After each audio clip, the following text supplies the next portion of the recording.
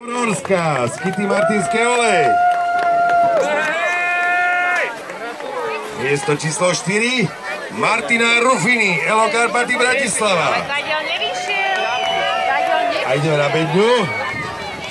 Miesto číslo 3, bronz medal.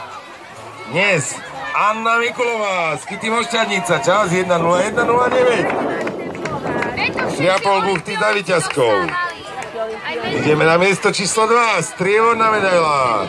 Kristína Vigašová, Elo Mladost Banská Bystrica, 1:00:07. Stále 2:47 za víťazkou.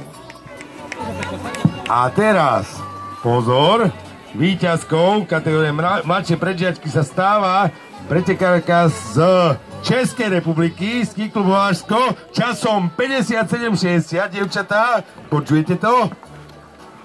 Lucie Šenkeříková. Jo! Naložila 2:47 druhej, takže to je klobúk dole. A s takýmto časom by sa nemusela hanbiť ani medzi chlapcami, ani medzi staršími, takže vynikajúca jazda Lucie.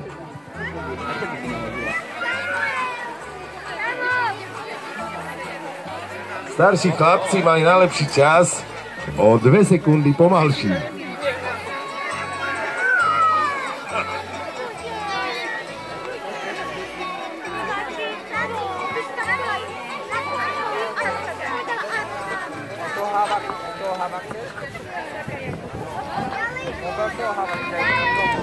Ceny odozdáva Berny.